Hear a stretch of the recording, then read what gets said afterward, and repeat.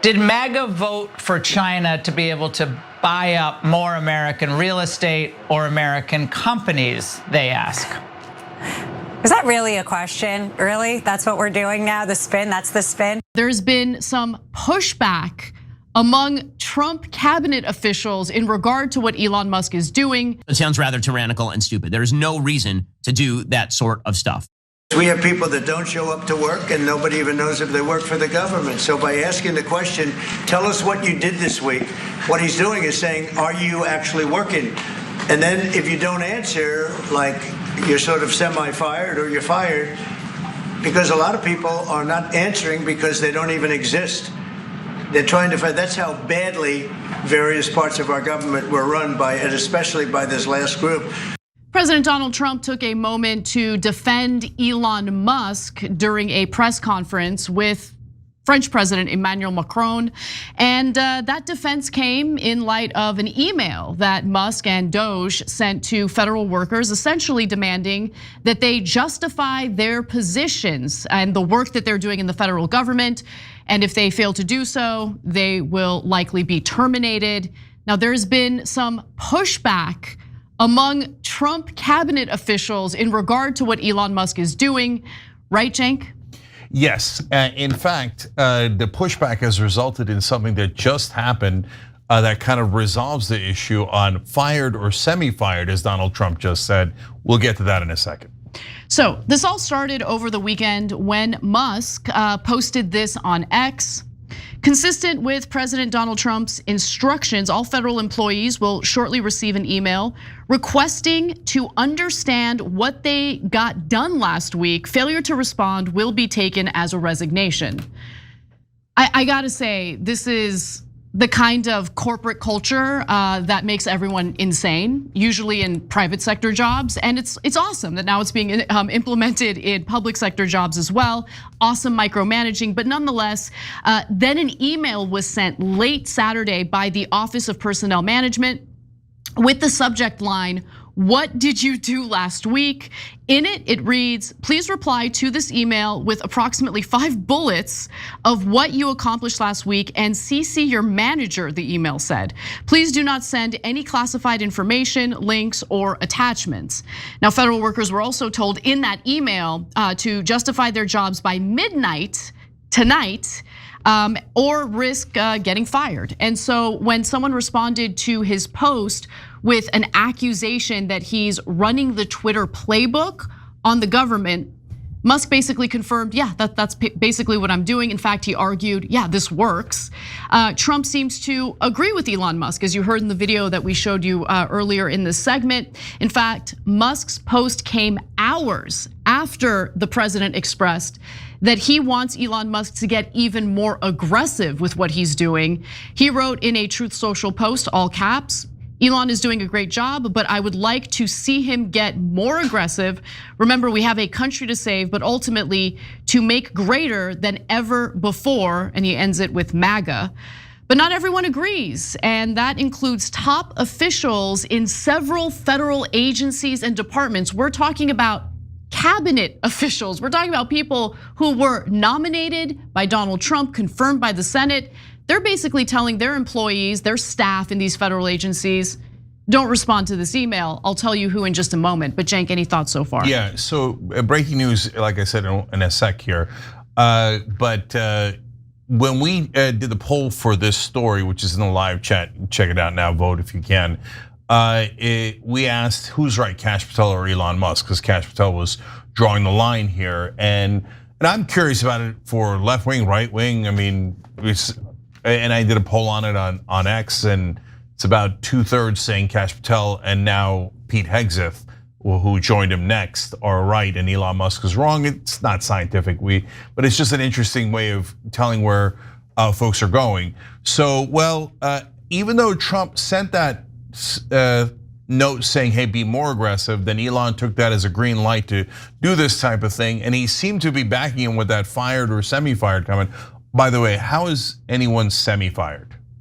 Okay, well, we'll maybe find out on another day, because the Office of Personnel and Management is called OPM, and they just came out with this. This afternoon, OPM, during a Chief Human Capital Officers Council's meeting, informed agencies that employee responses to the OPM email is voluntary.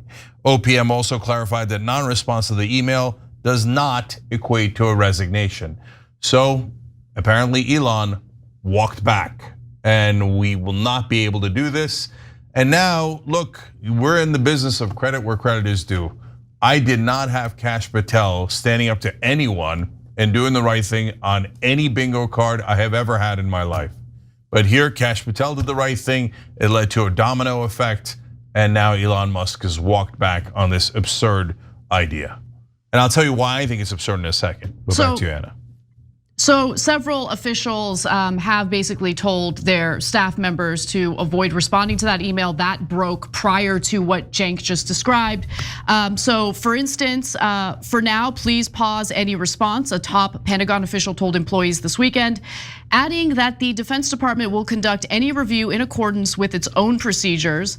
Others who sent out similar messages, yes, include FBI Director Kash Patel, who wrote that FBI personnel may have received an email from OPM requesting information. The FBI, through the office of the director, is in charge of all of our review processes and will conduct reviews in accordance with FBI procedures. When and if further information is required, we will coordinate the responses. For now, please pause any responses. Other agencies telling their employees to essentially hold off on responding to Elon Musk's email included DNI Director Tulsi Gabbard, the State Department, National Security Agency, the Defense Information Systems Agency, the National Science Foundation, which is a division of the Air Force, the Director's Office of the Administrative Office of US Courts, which manages the federal judiciary staff, NASA, and the CDC. So several federal government agencies or top officials within these agencies told their staff, just hold off on responding to Elon Musk's message. Now, many agency leaders are tired of having to justify specific intricacies of agency policy and having to scramble to address unforeseen controversies raised by Musk, especially after the billionaire's so-called Department of Government Efficiency gained unprecedented access to government systems. There is an exception here, though, and that exception is RFK Jr., who is now the Secretary of Health and Human Services. He told his staff to respond to Elon Musk's email. I'm unclear on whether they will continue to do so now that a directive has been issued by the Office of Personnel Management, basically telling people this is voluntary. But the Bulwark Sam Stein, prior to that breaking news story, obtained an email from HHS, again, with RFK Jr. ordering staff to essentially respond to Elon Musk's message, which is unfortunate to say the least. Now, I like the fact that there's dissent within the administration. I think that's a good thing. Up until now, Elon Musk has been able to basically act with absolutely no checks, no balances, no one to pump the brakes. And the thing that doesn't really inspire much confidence is the inaccurate statements he's posting on X day in and day out without providing receipts for it. And the fact that important employees, federal workers, had been fired and then had to be rehired, or their firing had been rescinded because it turns out, they have important roles like protecting our nuclear arsenal or working on the bird flu, which is of course wiping out birds and lowering our supply of eggs and things like that. And it's now also transferring over as an illness for humans. So there needs to be a better method moving forward in deciding or determining, where the waste actually is, because again, treating the federal government as if it's Twitter is not really the right way to go about it. Yeah, so couldn't agree more. When he did this to Twitter, if you remember, there was a whole bunch of glitches. The site would go down for a while. You couldn't get response to this or that. And a lot of those glitches continue. And by the way, the thing that people don't talk much about is that when he did that, all sorts of terrible content got onto Twitter, including terrorist propaganda, child porn, etc. They're like, less guardrails, so what? Okay, now that's your company. You want to do that, you want to devalue your company, that's your problem, not my problem, right? That's a private company. But when you do it in the government and people are worried about losing their social security checks, etc., that is not going to play well. The government is not the same as your private company. So, in fact, real quick, a couple of viewers here. Kelly K said, if Crazy Cash Patel is telling his employees not to follow this, you know it's gone too far. And so look, by the way, become a member either through the join button below or tyt.com and be part of this show and be part of the live polls too at 6 o'clock Eastern every day. Dirge wrote in, the real reason they wanted those emails is to scan them for words they don't like, such as diverse or women, so they know who to fire. By the way, there's some truth, potential truth to that, because Speaker Johnson was talking about how Elon Musk is running algorithms on the information he's getting on federal workers right now. Algorithms to do what? And probably to find words like diversity so they can fire anyone that's involved in it. It's insanity. So, and that's leading to these results. Good graphic 8, 58% of respondents are worried that programs like students, financial aid, and social security payments could face delays. So a lot of Magga thinks that they're the entire country just because they won the election. No, that's 58% of the country saying, tap the brakes, we're super worried. 42% say that they support the advisory group, while 53% say they do not. So Doge is underwater. This is a Reuters Ipsos poll. And finally, 62% disagreed with the notion that the president is authorized to terminate federal employees who do not align with his views or agenda. About 23% said he should be entitled to make that decision. Super quick clarification there. It's one thing to have a political appointment. It's another thing to fire somebody at the post office because you don't agree with their political views. That ain't got nothing to do with anything. So the president gets to make political appointments. He doesn't get to randomly fire people who disagree with him. And a lot of these firings are impacting individuals who voted for Donald Trump. A lot of individuals who are actually veterans. About 30% of the federal government workforce consists of veterans. And so it's easy to understand how these seemingly indiscriminate firings are leading to some souring, certainly on Elon Musk, but at this point, also in regard to Donald Trump and the performance he's putting out as president. A little murmuring in Maga land about the comments about China today. Did Maga vote for China to be able to buy up more American real estate or American companies, they ask? Is that really a question? Really? That's what we're doing now? The spin? That's the spin? Last night, Laura Ingraham and Alina Habba had a heated back and forth on the issue of Chinese investments in America. Now, let me just preface this by saying, I can't believe how much I agree with Laura Ingraham on this matter, but I do agree with Laura Ingraham on this matter. And I also agree with anyone else who thinks it's a crazy idea to allow foreign countries and foreign businesses to buy American real estate, American land. You get the picture. But nonetheless, yesterday Trump said that he would actually welcome those investments. But Ingraham, not a big fan of his comments. I see so many things saying that we don't want China in this country. That's not right. We want them to invest in the United States. That's good. There's a lot of money coming in, and we'll invest in China.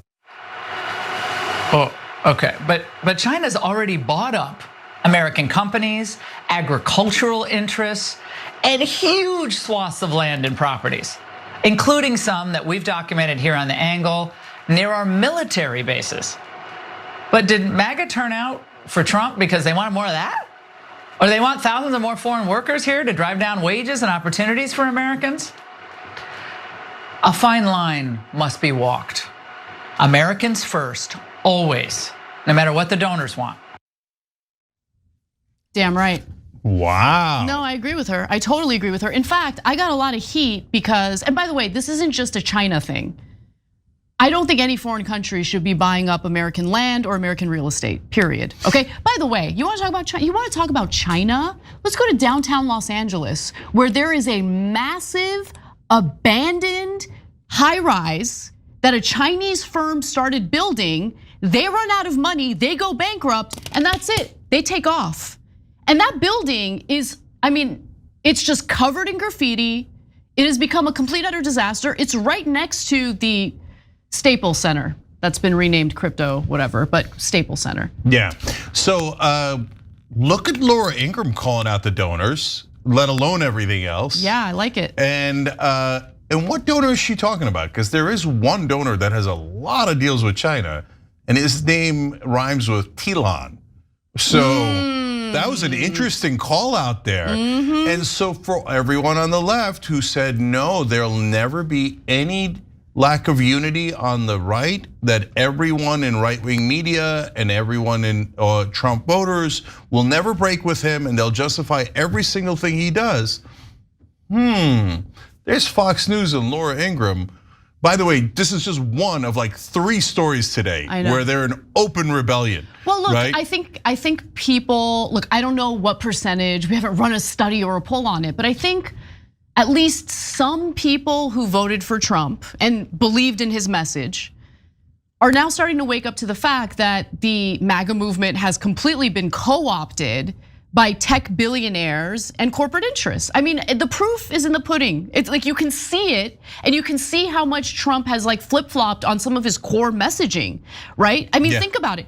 I remember Greg Abbott in Texas and Ron DeSantis in Florida got a lot of flack from the left because they banned Chinese investment in residential real estate, near military bases. They banned China from being able to buy land in their states. And I thought, no, I think this is the right course of action, especially when it comes to residential real estate, which a lot of these, foreign business people like to park their money in, but they have no interest in actually living in those homes. It robs the American people of the limited housing inventory that's left out there. It's disgusting. So I like what happened in Texas and in Florida. Trump was supposed to be totally in line with that. All of a sudden, no, we want their investments. So we're gonna show you a little bit more of Ingraham and Haba brawling a little bit. It was super interesting. And there's one tiny clip that makes all the difference. And I'm ready to declare it. They're gonna get caught. I mean Trump and Elon. So I want to explain why, but first let's give you the context here, and then I want to go to that short clip that I think is so telling. So Ingraham brought on Haba, and they were, getting into a bit of a argument. It's a heated argument about this whole situation. Let's take a look. That's the spin. No. What the president said was very simple. It's the same policy we've had across the board. When you look at reciprocal tariffs, when you look at the strong arm that President Trump has had with China, with Canada, with Mexico, we want America to be safe. We care about American people first. It's like what you just said in your monologue. I couldn't have said it better. America first. Alina, but you can't buy. Reciprocity would mean Americans can go off and buy lots of Chinese real estate, near military bases, which I know President Trump is not in favor of. But the concern obviously is like we want to do. The deals are great, and so much of them are phenomenal. But you see where Democrats are starting to like worm their way into the populist agenda and say, whoa, how is that for the American worker to bring in thousands of more foreign workers? That is what some on the Maga side are, kind of whispering about, but nevertheless, it's out there. Don't whisper about it because you're right. You're right. Okay, those who are against what Trump is saying about Chinese investment in the United States are correct. Whether you're on the left or the right, who cares, right? Are you or are you not concerned about our country and investments within our country? Okay, so they're fighting, but they're trying to keep it civil. Totally. Right, and so, I mean, some of the deals are great and all that. And so she doesn't want to blame right at all to Laura Ingraham. And so that's why she invented this thing with the Democrats are worming their way into populism. Really? Is Chuck Schumer doing that? Is Hakeem Jeffries doing that? He's the king of worming his way into populism. Really, seriously, like I didn't know we and Ro Khanna and Bernie were that powerful because we're about the only ones doing left-wing populism and insisting on left-wing populism and not like corporate or far left or anything like that. Like that's the lane, right? Right. Somehow okay, great. I'm super happy to take it. Yes, we're worming our way in. We're worming our way in. Yes, we've been populist for 20 years. But welcome, Laura. Obviously, the criticism that she's hearing and the criticism that she herself agrees with is coming from right-wing Trump voters for good reason. This goes against, it flies in the face of what Trump promised and what he campaigned on. Now, let's go to the final video where Haba gets the last word on this argument with Laura Ingraham. Let me clarify that then, if there's any confusion. What the president was referring to was us continuing to have business relations. We do import, export, of course we do. That is what we're talking about. Yes, we are going to be a strong nation. Yes, we are going to have peace through strength. Yes, we are going to have a stronger economy, and we are going to cut the fat through DOGE, through the president's initiatives, and what we have voted, the American people have voted for on November 5th. But that means that, yes, we're going to be tough, but we still want to make money. We still want to be producing. We still want to work with other countries. China's just another example. It's a lot like, Laura, when the president says something like Putin is bright, or Putin, that doesn't mean he's praising him. That means that he is acknowledging the situation. What is good for America? What is America first? If you say we're not going to have Amazon, we're not going to have anything imported or exported with China, that's not realistic. That's not what he's saying. We want to do business, but it's got to be done the right way. And that is what the president was referring to. But of course, the spin is real, as you know. I thought the mention of Amazon was fascinating in what she said there because, Jeff Bezos has been on his hands and knees, praising Donald Trump. He just censored his own editorial, writers. They're allowed to talk about freedom. They're allowed to talk about although they're not free to talk about freedom. Exactly. Okay. So, but look, make no mistake, Amazon would collapse if it didn't have access to cheaply made, Chinese goods that of course are manufactured using, exploited labor in China as well. So yeah. I think that there are multiple factors behind Donald Trump's decision to essentially renege on his promises to his own voters when it comes to this type of issue. But look, the broader picture is there's the corporate wing and then there's the populist wing. The corporate wing has completely taken over Trump's administration. Yeah, not the voters, but the administration. 100%. So look, guys, can you make some deals with China? Of course. Should we cut off all trade to China? Of course not. Import, export, sure, right? But that doesn't mean that they should get to buy real estate, and you could have real rules around that. What does Trump care the most about? And if you don't know it, if you're on the right, come on, guys, I don't know when you're gonna catch on. Money. He cares about money to himself, to his friends and allies, so that he could have even more power and money. And so if you think, no, he's got our best interest in mind, okay, all right, let's see how it turns out. But you're beginning to see how it turns out, and that's why there's the murmurs. So this is my favorite part of that interview. It's a short little part, and it's gonna lead to my explanation of why Trump and Elon are gonna get caught. Let's watch. A little murmuring in Maga land about the comments about China today. Yeah, a little murmuring in Magga land, okay? Okay, I mean, I don't want to say told you, but there it is. So, and that's just the beginning. I want to hear the howls because I can't begin to tell you how much I agree with them on this issue. Yeah, and so look, on our populist plank, TYT.com, private equity shouldn't be able to buy our houses. Damn right. Because it drives up housing prices and makes it unaffordable for us. Also true of China and Saudi Arabia and other countries that are buying up tons of houses. Yes. Okay, so now, why do I think they're gonna get caught? One is the media is different than it was before, guys. It's not like, oh yeah, but right-wing media is lovely now. No. But it's diverse now. They all have slightly different interests, and they might all be right-wing, but they're coming at it from different right-wing positions and libertarian positions and some positions that are like, wait, that's so populist, I'm not even sure that's right-wing. That sounds exactly like Bernie, right? And so in the old days, there was no point in going on right-wing shows. Why didn't I do it before? Because it's just talking point after talking point, and I could tell you exactly what they were gonna say before I went on their shows, because they were all saying the same exact thing Sean Hannity said. Because Fox News had a monopoly on right-wing media, so everyone sounded like they had just watched Sean Hannity, right? Now when I go on their shows, they're disagreeing with each other. They're disagreeing with other right-wing hosts. And then I told you, look, that you got the bros who are not even Magga and who are not even necessarily Republicans at all, like Dave Portnoy. And today, Dave Portnoy scathing comments about Trump administration and what the hell is going on here, and none of the things we were promised is happening. So you think you're gonna contain the bros? They don't even have any alliance. Like they don't have any loyalty. Yeah, right? Like exactly. So those are the unwieldy. Like it's kind of actually exciting to hear like real pushback against what Trump is doing, because again, look, any other politician, especially like when you compare what happened in Trump's first term, right? It felt like no one was ever willing to admit that he had reneged on his promises when he would renege on his promises. This time around, it is different. It's definitely different. Yeah, and I like that. God, I was so right. Yeah. Okay, so hold on. I got to get to the second part. So look, so you got the different kinds of media, and you're not going to be able to continue. Rogan was endorsed Bernie Sanders back in 2016. He has no alliance to, all the other apparatus of the Republican Party and the corruption, etc. So now, in the old days, Fox News would drive the message, and then Magga would receive the message, or Republicans would receive the message, and they would regurgitate it.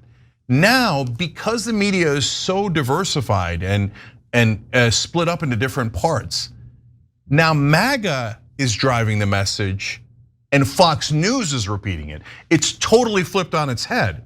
That's why Laura Ingraham, who loved the Pentagon and thought we should do infinite defense spending, a couple of months ago did a segment about what, we're going to cut defense. In fact, she did another one today. Last night, about what the hell, when are we going to cut defense, right? So you think Fox News wanted to cut defense? No. Now they're all talking about, the Iraq war is terrible. That's the same Fox News that was like, the Iraq war is the greatest thing in the world, and anyone who disagrees is a commie pig, right? Now they're like telling you the Iraq war was a disaster and Dick Cheney was a disaster. So now they're challenging him on China, on this and that and the other thing. It's because Magga is murmuring, and now they're driving the agenda. And it doesn't mean that Magga's angels, some of the agenda for us on the left, will hate, especially on some social issues. But on some of the economic issues and some of the corruption issues, here we are where they're going, wait, I thought we were against China buying us. Yeah, and look, for people who are against it, they are correct. For those who are not against it, they are incorrect. And the reason why they're incorrect is because real estate should be purchased by American citizens, especially housing-related real estate. And if you want to know what the numbers are, let's go to the first graphic here. Chinese companies have spent well over $100 billion acquiring US companies since 2010, many of which will have owned real estate holdings. The National Association of Realtors, for example, reported that during 2020, Chinese buyers were the top foreign buyers of US commercial real estate. And by the way, that wasn't just the case in 2020. Chinese buyers have led foreign investments in US homes for the past 7 years. Why are they buying homes in the United States? In 2019 through 2020, they bought US home properties worth $11.5 billion, or little more than a sixth of the total. That is they bought unbelievable. A sixth of the total in home sales in that year. That is unbelievable. That's unacceptable. That's freaking unacceptable, okay? It's unacceptable. And I love it when people come at me like, you're being bigoted. I don't care about whether it's China. I don't care if it's Armenia. If Armenia was some rich country and was able to spend that kind of money buying up homes in the United States that they have no intention in living in, but are robbing the American people the opportunity of having to buy, I wouldn't be okay with that. I would not be okay with that. This has nothing to do with bigotry. It has to do with the fact that Americans continue to get fleeced by our own government, inviting foreign investments into our own country and essentially screwing over American citizens. That's not okay. Yeah, my kids are Chinese, my wife is Chinese. What? It's not hateful to say, hey, the Chinese government or Chinese citizens, my kids and my wife are American citizens, obviously, shouldn't be able to buy property. You can debate that issue, but it's not about China. It's same thing would apply to Saudi Arabia and Russia and whoever else. Even Italy, even the lovely Italians. I love the Italians, man. I love them a lot, okay? I want to one day live with them, among them. However, I don't want them buying up American homes. Sorry. Okay, so again, you could debate that issue, but it has nothing to do with race and allowing them to do this for favors, etc., for whoever the donors are that Laura Ingraham is referring to is not populism at all. It's the exact opposite. Look, when Trump was in last time, Fox News still had the monopoly. So what did he do? He came in, passed giant corporate tax cuts and did almost nothing else, okay? So this time he thought he's gonna do the same playbook. Last time he stuffed his cabinet full of Goldman Sachs guys. This time he's brought in tons of billionaires. So we went from Goldman Sachs to Elon Sachs.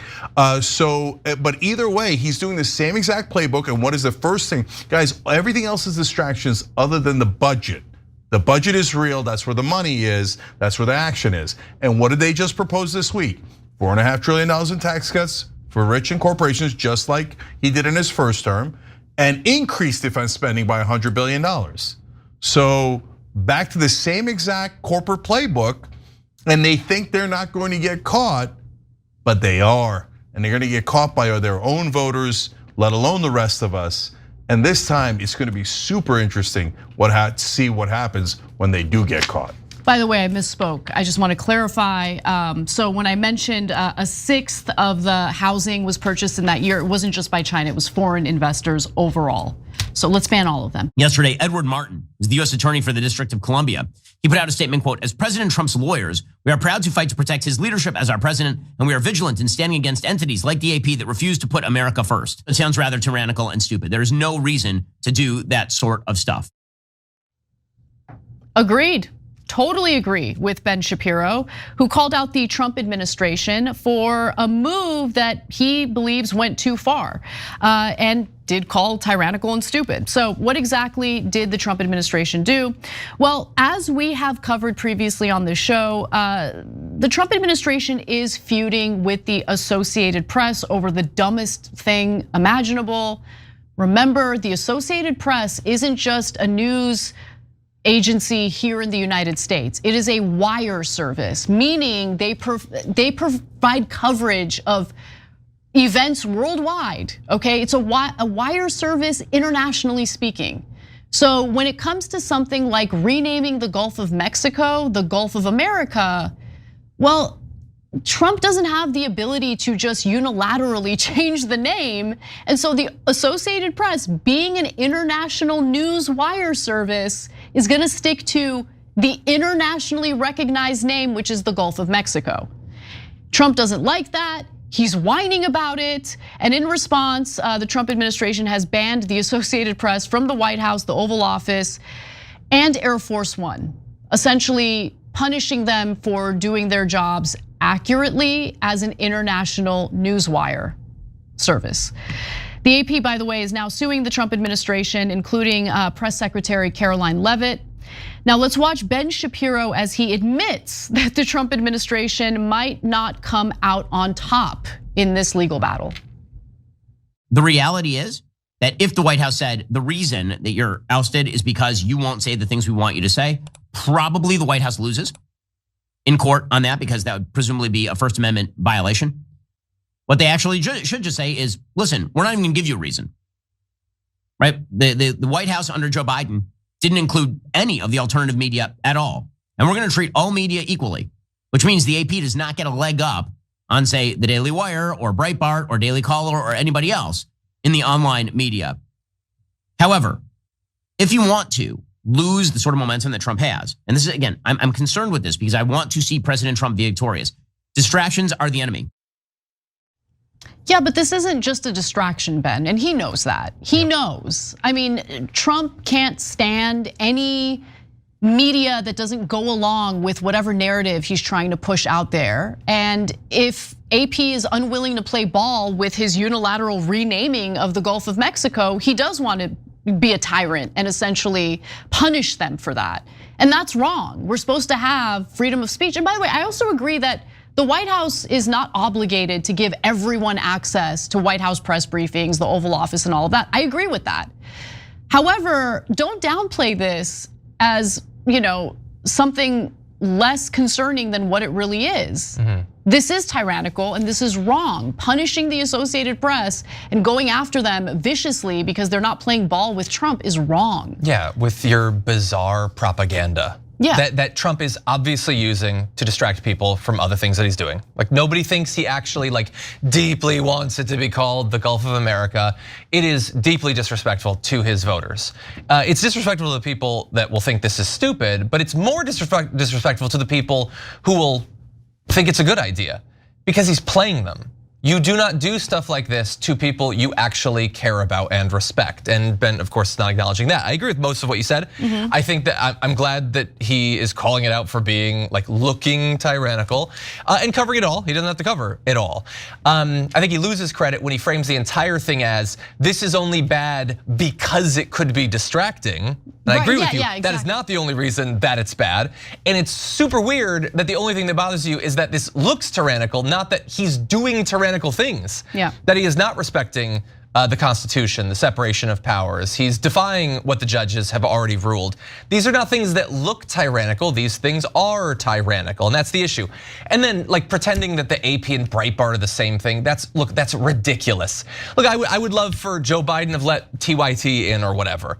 But I also don't think that it's the exact same thing as having, again, an internationally like very necessary wire service that provides news. It's picked up by and used by literally thousands of our news services. It's obviously not the same thing. Stop playing games like that. Yes. And so, well, maybe Ben Shapiro can redeem himself because it's not all he said. So the Trump administration then tripled down, which led to Shapiro stating that they would absolutely lose a court battle. On Monday, Ed Martin, the interim US attorney for Washington, D.C., posted the statement that we played in our video at the start of this segment. So here it is again. It reads, as President Trump's lawyers, we are proud to fight to protect his leadership as our president, and we are vigilant in standing against entities like the Associated Press that refuse to put America first. Okay, so that is not what his role in the federal government is supposed to be. Essentially, providing cover for Trump, protecting Trump. That's not what their role is supposed to be, number one. But even more concerning is this announcement that they're going along with Trump in wanting to essentially punish the Associated Press. And that, by the way, got hit with the following community note. The duties of each US attorney's office as defined by 28 US Code 547 are prosecute federal crimes, present the United States in civil actions, and collect debts owed to the federal government which are administratively uncollectible.